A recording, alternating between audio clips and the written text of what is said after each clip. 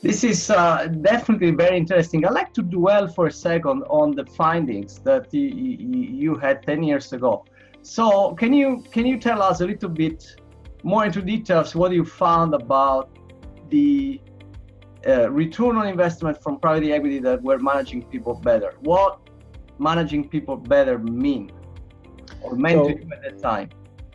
Yeah, what we found when we did the analysis at the time was the following: that the large private equity funds like Blackstone, KKR, Bain Capital would overperform traditional public companies by something between a third to 50%, right? That was the first finding, and that was a shock. People did not expect that. And I'm talking about performance once deflated for all leverage and financial aspect, right? So it's pure operational performance. The second thing I realized is that they were intensely focused on people, intensely.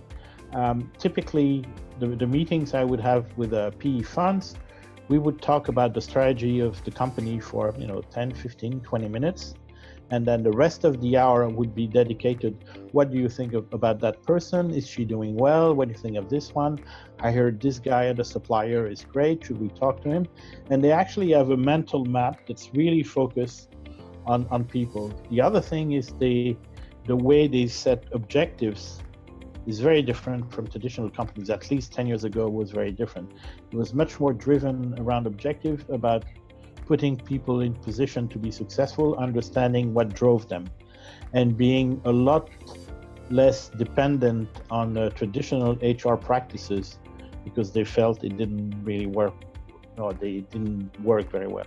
So what I found is when I started going into the HR field, I realized there was something called engagement surveys. I didn't know about them. So engagement surveys, you ask your employees questions and they tell you things. And then you have a model to understand the output. Then I realized, no, this was great. This would be like an MRI of the organization. It would be a measurement system. What I saw is actually, that was the promise, but that was not the reality, because these measures, these surveys, only happen once or twice a year. So it's very discontinuous. Now that is shocking, because if you look at all the business processes, what's been happening in recent years is a move towards being real-time, being continuous. And the only thing that's not continuous in companies is HR. So that was the first thing, is how do we get systems in place that can be continuous? The second thing, which is really why AI is needed, is the complexity of human beings. So the level of complexity of an employee and their behavior is actually huge.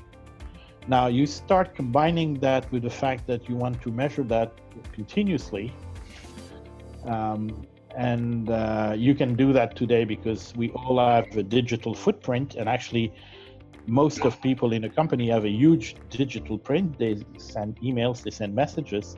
You start gathering all this information, and then you're able to detect patterns, which is the core of what AI does. So my realization was progressively is, if we want to crack what drives people performance, if we want to stop the bullshit, there's so much bullshit around people performance, you look at all these posts on LinkedIn, do this, do that.